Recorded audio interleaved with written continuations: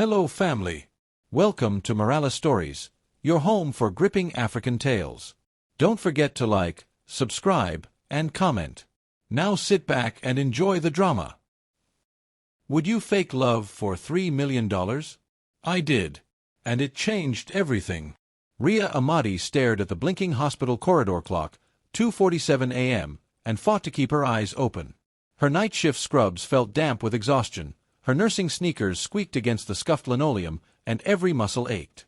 But she couldn't leave, not while her little brother, Tund, was clinging to life just 2 floors below, hooked to 4 machines and monitors that beeped like relentless drumbeats.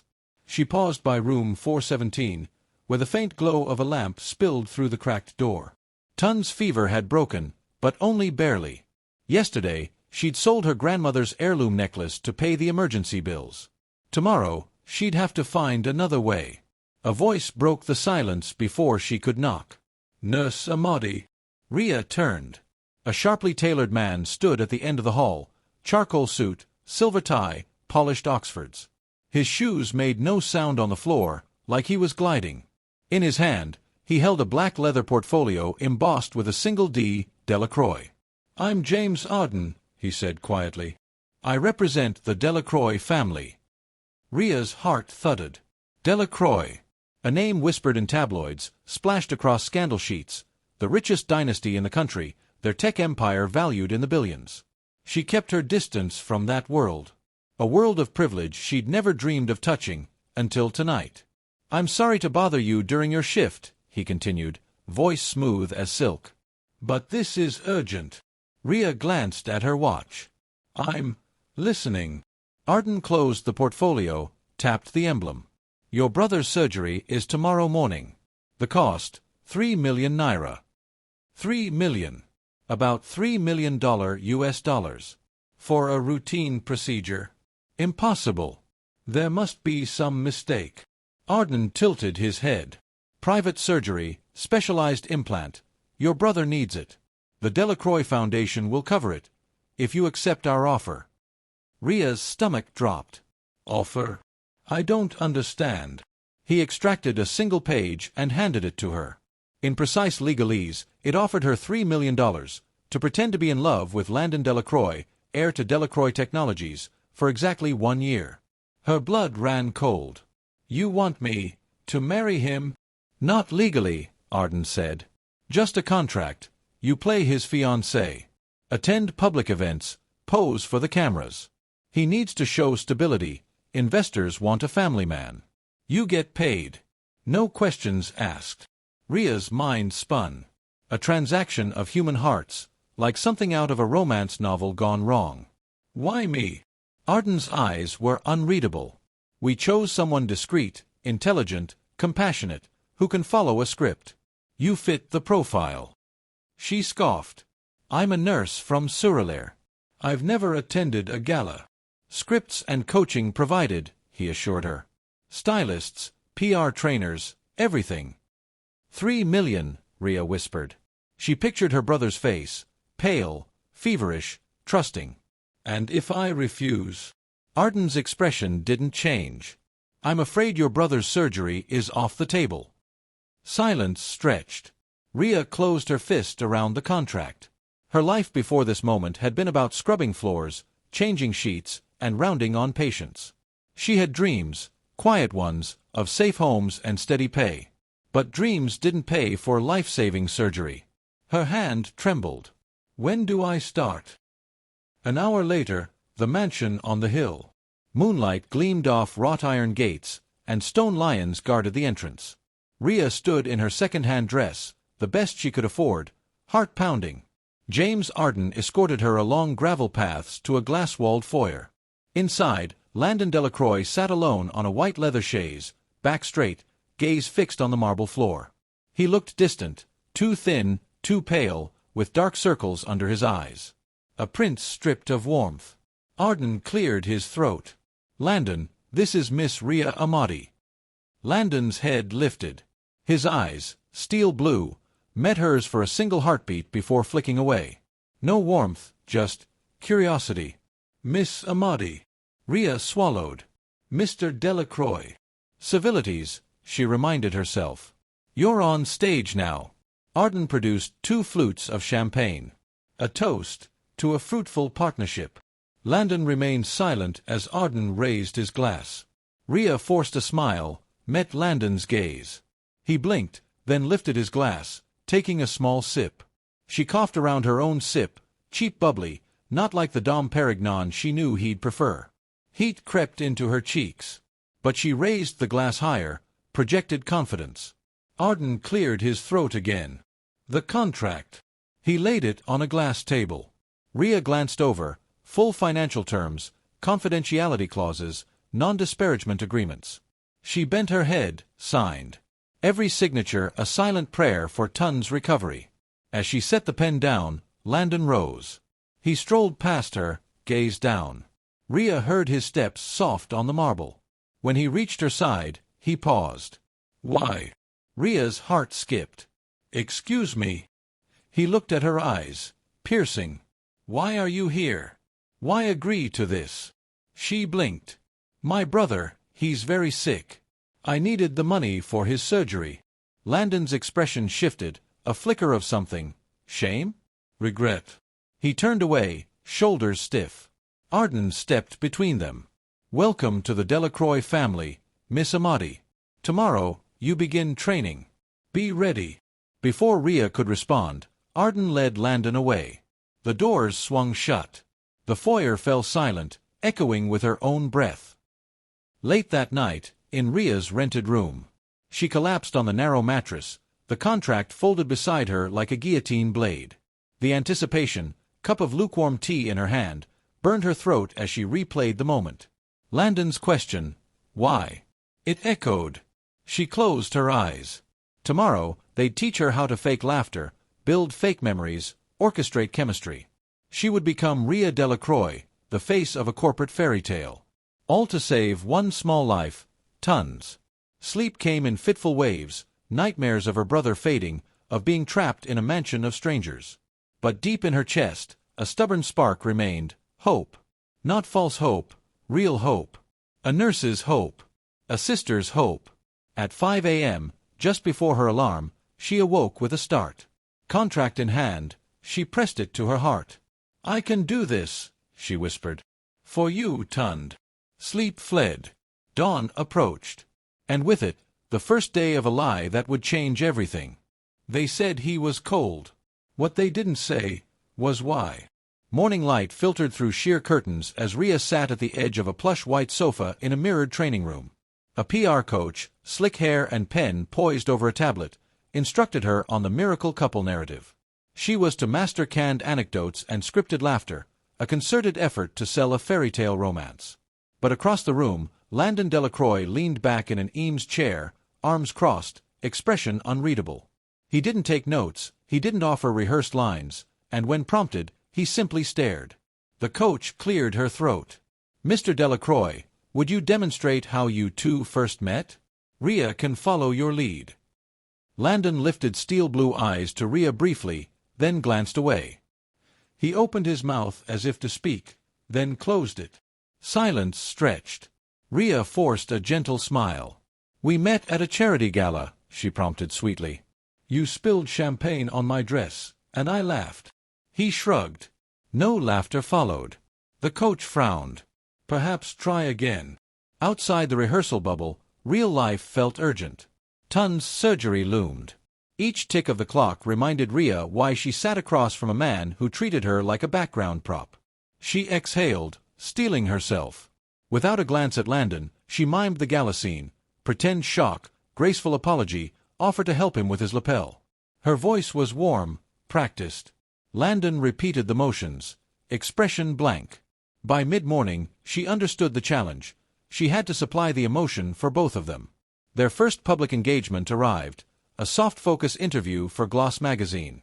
Rhea and Landon sat on velvet armchairs in a sunlit atrium. Cameras flashed as a journalist read scripted questions, childhood heroes, morning routines, favorite charity causes. Rhea glowed, offering anecdotes about a humble upbringing in Surreylir, teaching exhaustive compassion. Landon replied in monosyllables. When asked about his favorite childhood memory, he paused, then said, My mother's garden. No elaboration. His eyes flicked toward Rhea for only a moment before returning to the floor. Rhea watched his clenched jaw soften for a fraction of a second. Then the cameras clicked again. She leaned toward him. "Was your mother a gardener?" He blinked. "She grew hibiscus." He tapped a finger on his knee, eyes distant. He gave no more than the minimum required. After the segment ended, the PR director approached, smartphone in hand. "That clip's trending," she said breathlessly. "Fans love your chemistry. Look at this comment. Love how he listens to her." She showed Rhea a tweet. Rhea scrolled. Hundreds of likes. She smiled, though Landon simply rose and strode away. "Mr. Delacroix?" Rhea called softly. He paused at the glass doors. He didn't turn back. Late afternoon found Rhea and Landon alone on a terrace overlooking manicured gardens. A gentle breeze stirred golden petals from jacaranda trees. Rhea followed him to a wrought iron bench. He sat, hands clasped, spine rigid. "What are you thinking?" she ventured. He stared at the horizon. "Why are you doing this?" Rhea swallowed. This question felt like a counterscript moment. "I need to save my brother." She kept her voice calm. "Your family offered help." He turned, gaze intense. "You're here for a lie. How can you smile so easily when it's all false?" Her throat closed. "Because every lie I tell is one step closer to saving Tund." Tears pricked her eyes. She clenched her palms, willing herself steady. Landon exhaled, almost human. "I envy you." His voice dropped. "At least you feel something." Rhea's breath hitched. "What about you? Does this feel like freedom? Or a prison?" He stared at his clasped hands. "Both." Before she could press further, a notification pinged from her phone, a message from the Delacroix PR team. Costume fitting in 10 minutes. Reality intruded. She rose, smoothing her skirt. "We should go." He nodded, silent. In the fitting room, stylists adjusted Rhea's gown, fussing over every drape. Landon stood by a rack of tuxedos, arms folded. One stylist offered a black bow tie. He shook his head. His jacket hung perfectly tailored, as though he had worn it 1,000 times. She slipped into a floor-length emerald dress. Her reflection startled her. She looked like the fairy tale princess in the rehearsals. But reality, her reality, felt jagged. During a final brushstroke on her hair, Rhea glanced at Landon in the mirror. He stared at her reflection, expression unreadable. She felt a flicker of hope. Maybe he cared enough to notice. But he shifted his gaze away. The sun dipped below the city skyline as they arrived at the gala. Towering columns, glittering chandeliers, a crowd of opulent faces. A hush spread when Rhea and Landon entered. Flashbulbs erupted. Cameras roared. Rhea felt adrenaline surge. This was the true stage. They posed side by side, hands linked precisely as coached. Paparazzi shouted questions. "Miss Delacroix, what's your secret to a happy relationship?" "Mr. Delacroix, how do you balance business and romance?" Rhea answered with practiced warmth. Landon nodded politely, eyes focused elsewhere. Rhea glanced at him. He wore the mask perfectly. No visible cracks, no stray emotions. But as they walked the red carpet, she caught a glimpse of vulnerability, his body tensing when a guest whispered in his ear. A tremor in his hand as he sipped champagne. He pulled away abruptly, pressing a finger to his temple. Concern bloomed in her chest. She wanted to reach out, to bridge the chasm between them. But she remembered the cameras and the silent rules. She had one job: maintain the fiction. Backstage, the PR director congratulated them. "Spectacular work. The audience loved you. Our brand value just skyrocketed."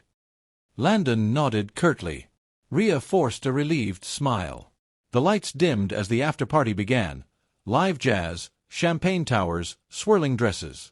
Rhea hovered near a marble bar. A server offered more champagne. She declined. Her chest felt tight. Landon approached, drink in hand. He offered it to her, a rare gesture of inclusion. She hesitated, then took the flute. Their fingers brushed. A spark, electric. She looked up. He met her gaze unflinchingly. "Thank you," he said softly. It wasn't scripted. Rhea's heart skipped. He turned and melted into the crowd. Moments later, Rhea felt hands on her shoulders. The coach eyed her critically. "Stay in character. Keep smiling." Rhea nodded, plastering on the practiced grin. But inside, the spark from Landon's gesture glowed, a tiny ember of something real. That night, in the quiet of her guest suite, Rhea sank onto a velvet chaise. She scrolled social media, trending hashtags, fan tweets speculating about the Delacroix. One fan account posted a photo of her brushing a stray hair behind Landon's ear, captioned, "Does he feel it, or is she just a doll?" Comments erupted, "She's his light, he's hiding for a reason, I ship them." Hundreds of glowing hearts. Rhea closed her eyes. She'd entered this arrangement as a transaction, her heart firmly shielded. But memories of Landon's glance lingered. He was not just a contract partner, he was a wounded man. And she wondered if the world's perception, his performance, could ever match his hidden truth. In the silk-lined darkness, Rhea vowed, she would learn his story.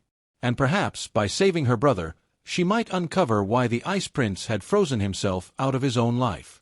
Suddenly, lightning illuminated them through the open sides of the gazebo, and a photographer's flashlight flashed. Rhea started, breaking the moment. Landon swore under his breath. The PR team burst in, a flood of umbrellas and frantic apologies. "Sorry. We tracked you down. We thought you'd taken a wrong turn. Are you okay?" Rhea and Landon glanced at each other. He shrugged, extending his arm like a gentleman. "We're fine." The coach checked her phone. "Incredible shot. Umbrella above you, rain dripping, genuine laughter. We'll post it in 5 minutes." She beamed. "This is the moment the world will fall in love with you too." Rhea swallowed, heart fluttering at the thought of that intimate moment broadcast to millions. But she realized the image mattered less than the truth it captured, a crack in their carefully constructed masks, a glimpse of real emotion. Back in their villa, Rhea dried off by the fireplace, the scent of cedar logs curling in the air. Landon sat across from her, gazing at the flickering flames. The storm still raged outside, but inside, a fragile calm settled. She retrieved her phone. The coach's post had gone live, a photograph of Rhea and Landon under that arching umbrella, laughter frozen in time. Within seconds, thousands of hearts, comments, and shares poured in. Fan accounts predicted romance, analysts hailed the moment of authenticity, and the hashtag Delacroix magic trended worldwide. Rhea's stomach fluttered, not with excitement but fear. The world believed in their love. It fueled the Delacroix brand. It secured her brother's future. But did they truly believe it? And more importantly, did she? Landon watched her scroll. He leaned forward. "What do you see?" She handed him the phone. He read comments aloud. "They're meant for each other." He finally found someone who sees him. The realest couple in the game. He looked up, brow furrowed. "They don't know the half of it." She met his gaze. "They know the best half." He exhaled, relief and sorrow mixing. He reached across the table, fingertips brushing hers. "Thank you," he whispered, "for everything today." Rhea's heart stuttered. "Thank you for trusting me." They sat in silence, watching the storm and the flames, two masks cracking, revealing something genuine beneath. For the first time, the line between role-play and reality blurred irrevocably. The world watched, believing in their fairy tale. But Rhea and Landon knew the truth. This was no longer a contract. It was a fragile, dangerous beginning of something real. And neither of them could turn back now. "He kissed me in the rain." But was it part of the script, or wasn't it? The grand hall of Delacroix Tower was alive with whispered anticipation and the muted clink of champagne flutes as the annual investor gala reached its crescendo. Ornate chandeliers sparkled overhead, and velvet drapes framed towering windows through which moonlight spilled like liquid silver. Guests in couture gowns and tailored tuxedos swirled around a raised dais, where Landon Delacroix and I were to deliver our first public address as the miracle couple. My heart pounded like a war drum beneath the silk bodice of my emerald green gown, every fiber of my being keenly aware that cameras were focused on us, hungry for the perfect image.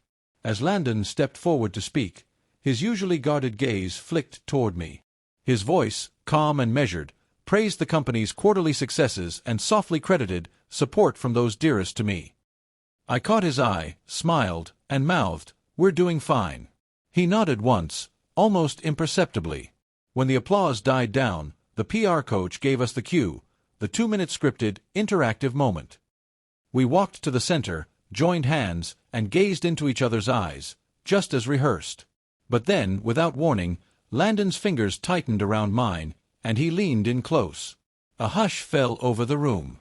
There was no director's signal. No prompt. Instead, he brushed my hair back from my face and kissed me, once, then twice, each press of his lips fierce and real. Gasps and flashbulbs erupted in unison, but I felt only the heat of him, the unexpected swell of emotion in my chest. My knees went weak. In that suspended heartbeat, all pretenses fell away. When he finally broke the kiss, he whispered, "Are you okay?"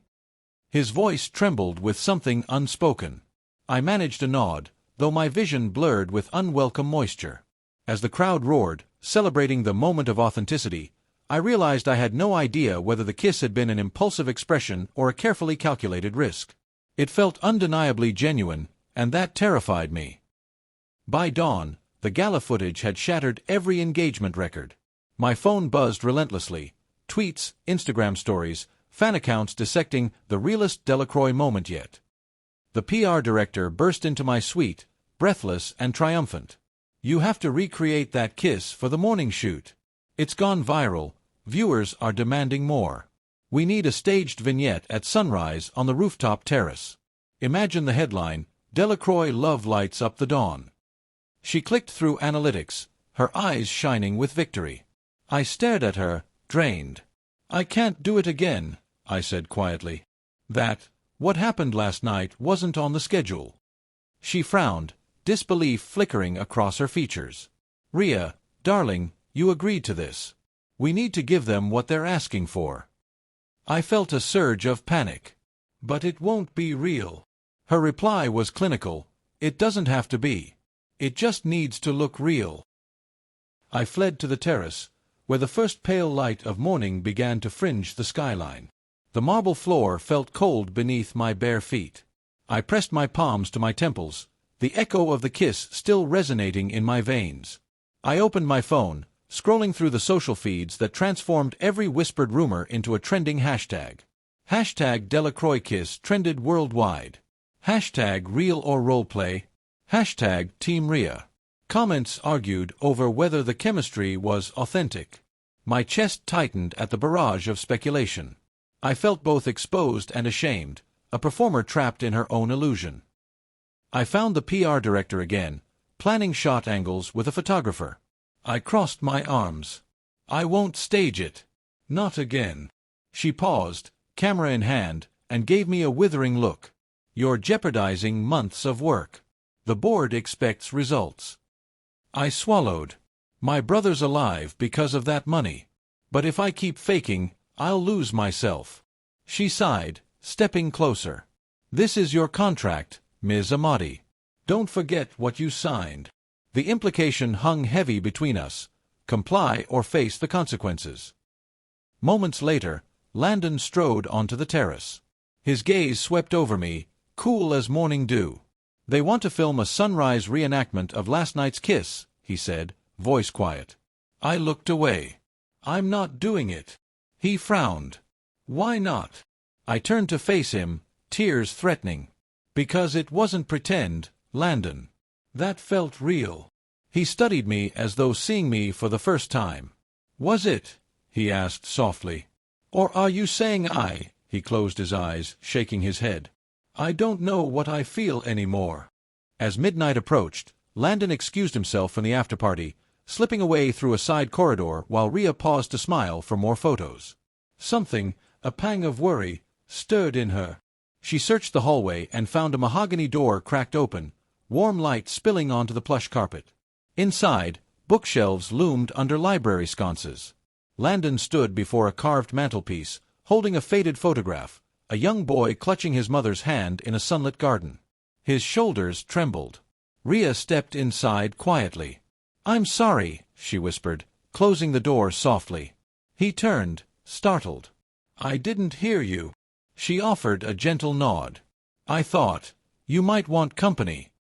Landon met her gaze, vulnerability plain in his eyes. They expect perfection, he said, voice low. But behind the mask, I'm still that little boy who lost his mother. Rhea moved closer and placed a hand on his arm. You're not alone, she said. Not while I'm here. And in that silence, something shifted between them. He exhaled softly. He asked me a question he wasn't supposed to ask. What do you want out of all this? A week after the gala, the Delacroix family whisked Rhea and Landon away to the seaside retreat at Coral Cove, an exclusive enclave perched on rocky cliffs, far from prying eyes. Rhea arrived at dawn, the sky streaked with pink and gold, her suitcase rolling along cobblestone paths as she took in the sprawling white villas and manicured gardens. She'd learned to wear confidence like armor. Beneath it, her heart pounded with equal parts excitement and dread. Every camera-ready smile and practiced laugh felt more fragile now, the border between truth and performance thinning by the hour. Landon entered the courtyard silently, hands tucked into designer pockets, posture rigid. He offered Rhea a curt nod. Good morning. She returned a polite smile. Morning. Beautiful view. He didn't reply, simply turned and led the way to breakfast under swaying palms. They sat at a long, linen-draped table overlooking the turquoise ocean. Crystal glasses of freshly pressed juice caught the sunlight. Chefs in crisp uniforms brought platters of tropical fruits and delicate pastries. Staff hovered like shadows, ready to attend any whim. During the meal, the PR coach reappeared with a tablet. Chapter 3 of your story, a spontaneous seaside stroll showcasing your genuine affection. An unscripted moment, captured on camera, to break the internet. She tapped the screen, mock-up photos of them walking hand in hand along the cliff's edge, laughing naturally. Rhea forced herself to imagine the scene, toes skimming tide pools, Landon tossing her hair back as she giggled. Landon spoke before Rhea could process. I don't do spontaneous. The coach frowned. Spontaneity sells authenticity. He folded his arms. I don't fish for likes. Rhea watched a flicker of tension in his jaw. On cue, the coach pressed, You'll thank me when the stock price doubles. Landon closed his eyes, exhaling. Rhea reached out, gently resting her hand on his forearm. He stiffened, then allowed her warmth. Let's walk, she whispered. They stepped onto a gravel path winding toward a private cove. Palms arched overhead, and the morning sun glittered on the waves. Rhea smiled first, letting her guard down as sand crunched under her sandals. Landon walked beside her, no cameras, no scripts, just two people on a path carved by nature. After a stretch of silence broken only by seabirds, Landon halted at the cliff's edge. The wind whipped his hair into disarray. He gazed at the horizon, where foaming surf slammed against black rocks. Rhea stood beside him, heart fluttering as she watched his profile, strong jawline softened by the ocean breeze. He spoke quietly, Why are we here? She blinked. To create a viral moment. But why me? He shifted, finally looking at her. His eyes, gray-blue pools, bore into hers with surprising intensity. Why did you agree to this charade? Her breath caught. She sensed no cameras, no director. This question was raw. Because I had no choice. She swallowed, voice trembling. My brother needed surgery. I needed money.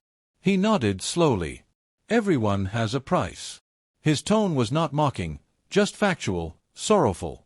But there's more behind that smile. He gestured toward her. What do you want out of this? The question felt like lightning. Rhea closed her eyes, searching her heart. She had buried her own desires under layers of responsibility. She'd thrown herself into the contract as if it were armor, something to shield her pain. But Landon's gaze peeled back the mask. She met his eyes. I want freedom, she admitted. Freedom to save my brother, and never feel helpless again. He exhaled, looking out to sea. I thought I wanted freedom too. His shoulders slumped. I thought if I played along, married, paparazzi, interviews, I'd prove I could be more than a business asset. But every staged smile reminds me how alone I am. Rhea's heart ached. This wasn't part of the script. She reached out, brushing a stray leaf from his sleeve. "You're not alone." He stared at her hand, then closed his fingers around it. It was a small gesture, but it sent warmth through both of them. She felt his pulse quicken. The wind died, as though nature itself paused to witness. Suddenly, distant thunder rumbled, an omen. Dark clouds churned overhead. They looked up just as the sky opened, torrential rain pelting them in seconds. Rhea shrieked in surprise. Landon grabbed her arm. "Inside!" he shouted, pulling her toward a stone archway. They sprinted for a small gazebo perched on the cliff, drenched in half their dash. Under its roof, they shivered, clothes clinging. Lanterns glowed, casting golden light on the drenched stone floor. Rain drummed around them, a chaotic drumbeat. The sea roared below. Rhea wrapped her arms around herself. "I'm soaked." Landon shrugged off his jacket, draping it over her shoulders. She inhaled the scent, leather and something faintly floral. He sank to one knee, and she knelt opposite him, the gazebo floor slick beneath them. Lightning forked across the sky. Landon's voice was low. "I never got to mourn her properly." Rhea's breath caught. "Your mother?" He nodded, eyes distant. "She died when I was 14. My father locked me in offices, told me to perform. No funerals, no memories. Just a boardroom eulogy." His jaw clenched. "I became a product, not a son." Tears blurred Rhea's vision. She placed a hand on his cheek, warm despite the rain. "I'm so sorry." He leaned into her touch. "Your turn," he said softly. "What about you? Beyond saving your brother, what do you truly want?" Rhea's throat tightened. The rain soaked through her hair, but she felt heat blossoming inside. She could deflect with another rehearsed line, but something in his eyes invited honesty. She exhaled. "I want to matter," she said, voice trembling. "Not just as a nurse, or a sister, or someone hired to be a prop. I want someone to see me, and know me." Landon absorbed her words, then pulled her into a gentle embrace. The rain masked their quiet conversation, their confessions. For a heartbeat, they were two souls stripped bare, not heir and nurse, but two wounded hearts seeking solace. A crack of thunder jolted them apart. They looked up, the storm raging. Rhea laughed, a short, surprised sound, her first genuine laugh in weeks. Landon joined in, a low chuckle vibrating in his chest. They laughed together, the sound mingling with the storm. That afternoon, I opened my banking app to clear my mind, and froze. A cascade of deposits, all labeled only with L. Delacroix, matched the exact amounts of my brother's hospital bills. My breath caught. My fingers trembled as I tapped one transaction after another. Thoughts collided. So he did this for me. I dialed James Arden, voice shaking. "These payments, are they from Landon Delacroix?" Arden hesitated. "Yes." "He insisted on covering your brother's surgery off the record." "He didn't want recognition." The words echoed in my mind. "He didn't want credit." I felt an ache that had nothing to do with money or PR. That evening, I found Landon alone in the library, a quiet sanctuary of leather-bound volumes and amber lamplight. The rain pattered against stained-glass windows. My voice trembled as I asked, "Why didn't you tell me?" He set aside the book he was reading. "I thought you'd walk away once the year ended. Take your 3 million and never look back." Pain and regret flickered in his eyes. "I didn't know how to trust that you cared for me beyond the contract." Heat rose in my cheeks. "And I thought you were using me, just another asset to polish your image." His posture stiffened. "I never planned to hurt you."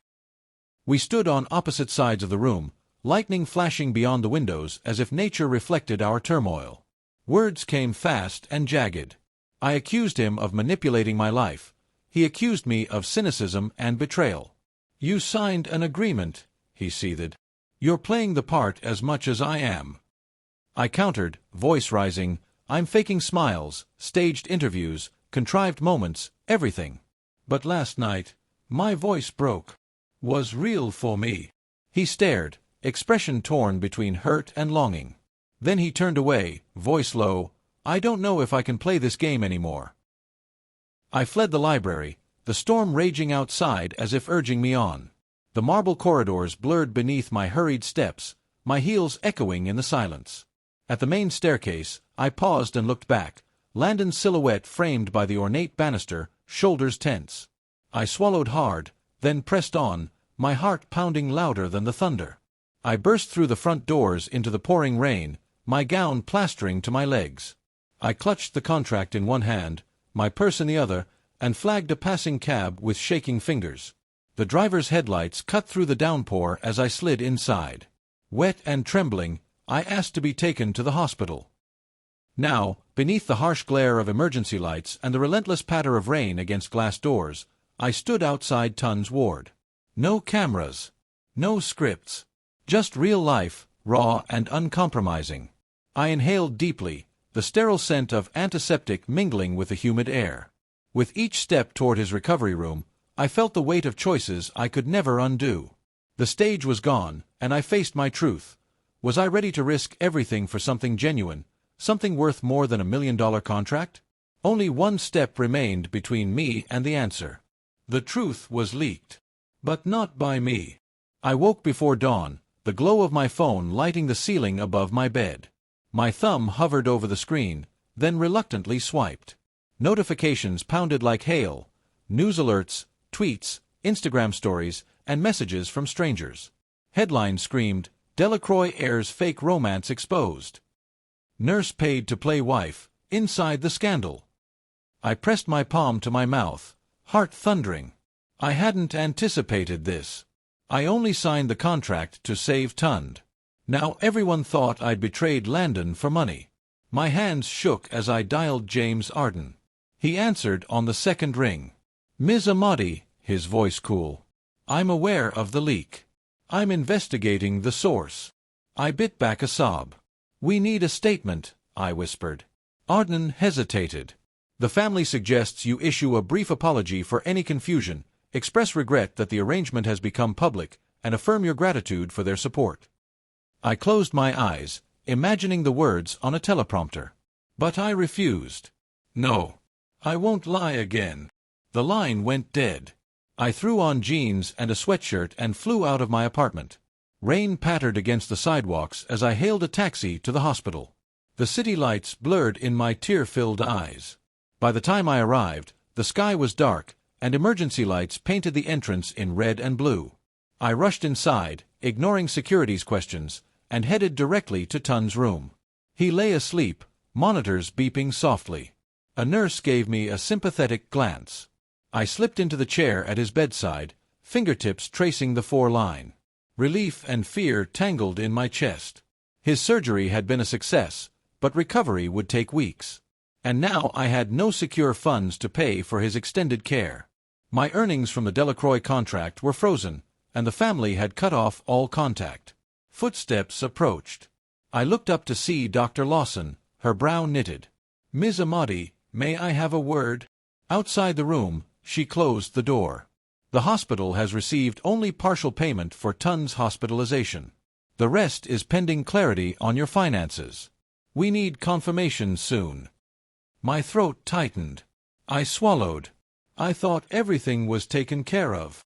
She placed a hand on my shoulder. I'm sorry. We're bound by policy. I nodded numbly and returned to the chair, head in my hands. On my phone, the scandal roared on. Fans and critics fought over minute details, but nearly everyone agreed I was a gold digger. She's a wolf in nurse's clothing. Hope he drops her like a bad habit. What a disgrace. My chest constricted with shame. I couldn't escape the public eye. Every device I touched buzzed with condemnation. Later, I trudged back to my apartment, key shaking in my hand. My landlord met me on the stoop, arms folded. Rhea, rent's due. And now I hear about your scandal. People see me as complicit. I need the full month's payment by noon tomorrow. His voice was harsh, but I didn't blame him. I opened my purse. It had only a few naira left. I'm sorry, I whispered. That night, I couldn't sleep. I sat on the edge of my bed, contract in hand, rereading clauses I never thought would leak. I traced my signature, recalling the desperation that drove me to sign. Was I a fool to think I could control a narrative? My tears fell onto the pages. My phone buzzed. It was an unknown number. I answered. "Hello." A voice I recognized, Landon's. My heart leapt. "Landon," I pleaded. "Is that you?" He paused. "I can't talk right now. I'm dealing with this too." His voice was distant, cold. "Please answer me," I cried. "You don't understand. I never wanted this." He exhaled sharply. "I thought I knew you. Now everyone thinks you used me." The line clicked dead. I sank to the floor, knees against the wall, sliding into unconscious sobs. Betrayal cut deeper than the leak. It wasn't just the world that had turned on me, it felt like Landon had too. The next morning, I gathered myself enough to go back to the hospital. Tun's eyelids fluttered as I entered. He looked stronger now, but his eyes searched mine. "Rhea, are you okay?" His voice was hoarse. I forced a smile, smoothing his hair. "I'm fine, Tund. You're doing great."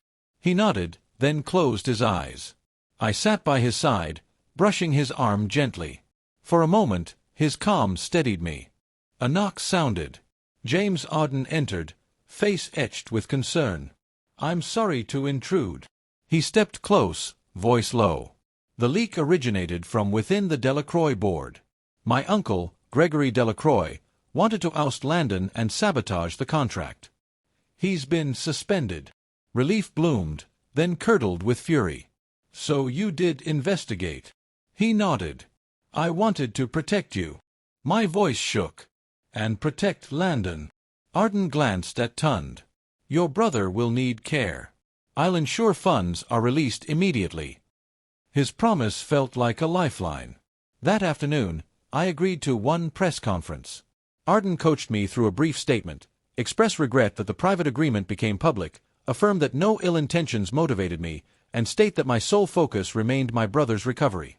Surrounded by cameras and microphones, I took a deep breath. I never intended to deceive anyone. My only motive was saving my brother's life. Flashbulbs exploded. I blinked, voice steady. "I hope people will understand." I left the podium before questions overwhelmed me. Post-press, my phone buzzed incessantly. Messages of support, some genuine, filtered through the vitriol. From an official Delacroix account came a tweet: "We apologize for any confusion caused by speculative reporting. Mr. Delacroix and Ms. Amadi remain committed to personal privacy." No mention of contract or scandal. I wanted to believe it was a sign of reconciliation, but uncertainty gnawed at me. Later that evening, I sank onto my old couch and called my friend Yvonne, my confidant from nursing school. "I saw the posts," she said gently.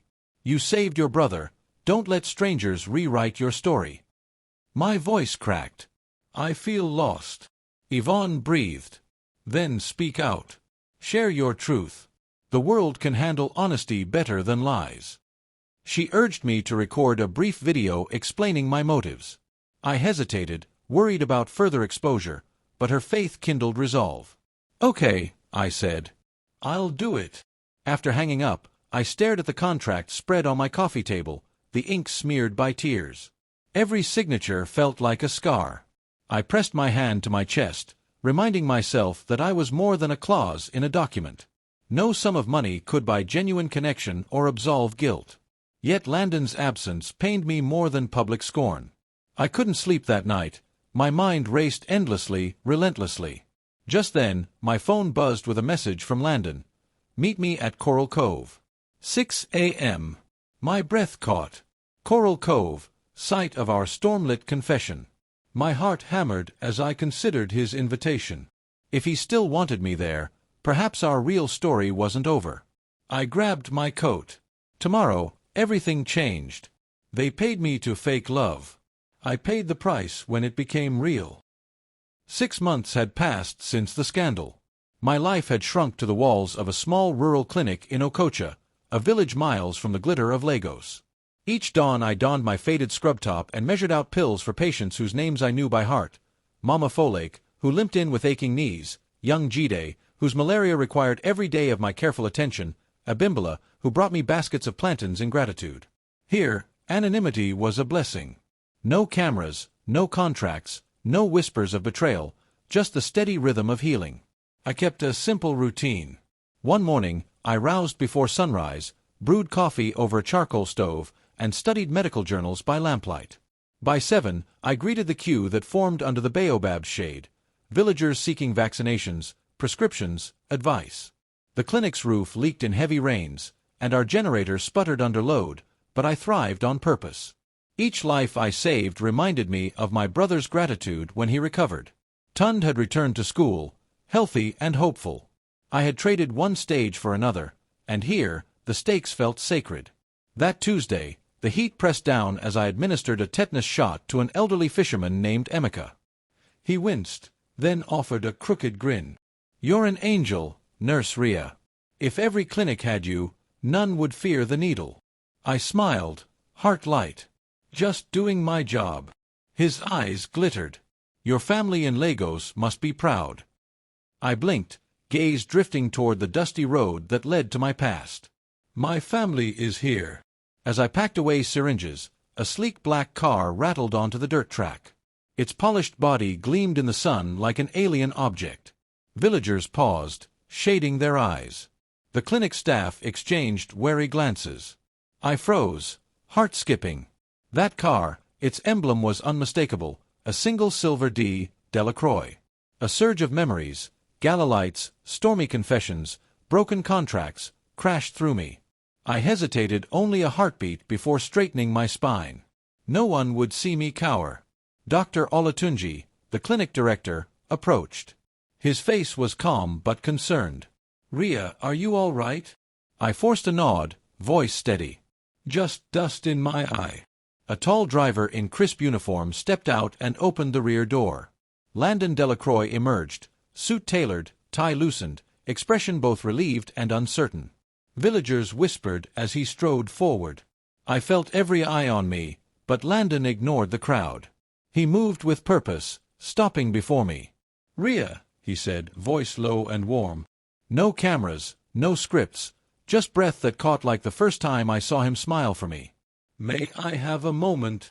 I swallowed. "Of course." I gathered our medical instruments and stepped aside. We stood in the shade of the baobab, its twisted roots anchoring us to reality. The breeze rustled dry leaves. For a heartbeat, we both just breathed. "Thank you for seeing me," Landon began, glancing at the crumbling clinic walls. "I know this isn't the Savoy. It's perfect." I raised an eyebrow. "Your uncle's mansion is perfect, too." It didn't feel like home. Relief warmed him. "I'm sorry I never said that before." He ran a hand through his hair, eyes earnest. "I came to fix things." I looked at him, measuring his sincerity. My world doesn't revolve around Delacroix stock prices anymore. It revolves around these patients. I gestured toward the line of villagers. "They rely on me." His jaw tightened. "I know. That's why I'm here." Confusion flickered in my chest. "Why?" He inhaled deeply. "Because I realized what matters isn't press coverage. It's the people whose lives you touch." His gaze met mine.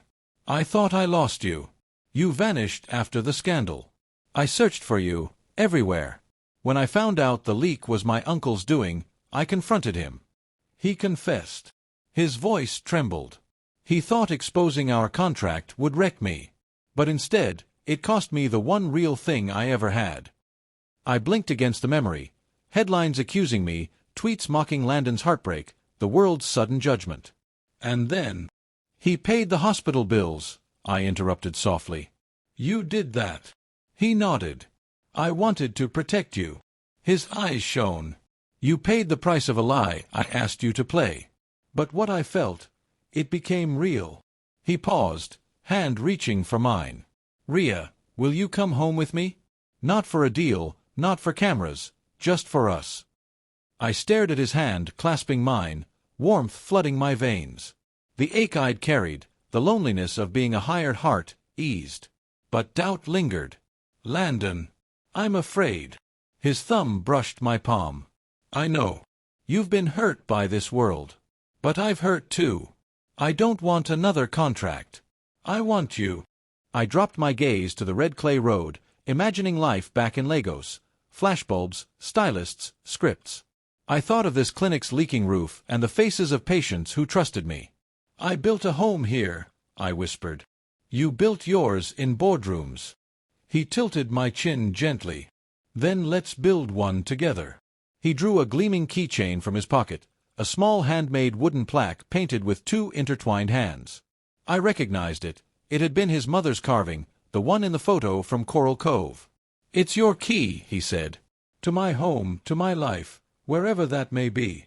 My breath trembled. I swallowed. The world around us hushed, the distant caw of a crow, the gentle hum of cicadas, the quiet hope in his eyes. I closed my fist around the keychain, tears blurring my vision. "Yes," I whispered. "I'll come home." Over the next hour, Landon helped me finish the morning clinic. He scrubbed in beside me, handing instruments, encouraging patience. The villagers watched him with awe, a billionaire heir kneeling to tend to their wounds. I introduced him as my partner, no qualifiers. When a young mother trembled at an injection, Landon offered a gentle smile, held her hand. The mother's tears turned to laughter. And I realized that his empathy, once buried under steel restraint, bloomed in this humble setting. After the last patient left, the clinic settled into quiet hums of fluorescent lights and ticking clocks. Landon guided me outside, where dust motes danced in golden light. He paused, face solemn. "Rhea," he said, "I can't erase the past. I can't undo the pain or the lies." He stepped closer. "But I promise you this, no more contracts. No more staged moments. Only us, real, unscripted, imperfect." He touched my cheek. "I want you, just as you are." I felt the tension in my chest melt. I leaned into his hand. "I want that too." My heart soared. "But what about your family? The board?" He smiled, confident. "I told them I'm stepping down as CEO to start fresh. They can't halt a man in love." Later, as the sun dipped low, we drove back to Lagos in companionable silence. The city skyline appeared on the horizon like a glittering promise. Landon reached over and squeezed my hand. I rested my head on the window, watching the lights flicker to life, reminders that life, like love, glowed brightest against darkness. That evening, we arrived at the modest two-bedroom apartment I'd almost abandoned. Moonlight bathed its peeling paint. I turned to Landon, worry flickering. "It's not the mansion." He kissed my forehead. "It's ours." We stepped inside to find surprise. Tun stood in the living room, tears in his eyes, clutching a homemade banner painted with, "Welcome home, Rhea." His laughter bubbled through his tears as I dropped my bags and swept him into an embrace. "We did it," I whispered. He pulled back, grin wide. "Auntie Rhea got her key." The keychain sparkled in the lamplight. Landon and I collapsed onto the worn sofa, tunned between us. No cameras recorded this moment. No PR teams coached our words. We were simply family, wrapped in one another's arms. Days later, I walked into the clinic, this time not as nurse Rhea Amadi who vanished, but as Rhea Delacroix, partner to a man who chose the true measure of wealth, compassion. Word spread quickly. Patients greeted me like kin. When Landon joined our small staff, offering resources to repair the roof and buy new medical supplies, cheers erupted. My world and his world blended seamlessly, the line between roleplay and reality erased forever. That night, he and I stood hand in hand under the baobab tree, stars shimmering above. He brushed a strand of hair from my face. "Thank you," he murmured, "for teaching me how to love freely." I smiled, leaning into him. "Thank you for reminding me what it feels like to be seen." We kissed beneath the canopy of leaves, no scripts, no audiences, just two hearts unmasked and honest. In that gentle embrace, I realized I had gained more than money, fame, or safety. I had found home, in a man whose love was not for sale, and in a life we would build together, unscripted, unapologetic, and real. And as the cicadas sang in celebration, I knew this ending was anything but staged. It was the authentic beginning of forever. The end. Loved the story? Smash that like button, hit subscribe, and become part of the Morales Stories family. Your support helps us bring more powerful African tales to life. Thanks for watching. We can't wait to share the next one with you. See you soon.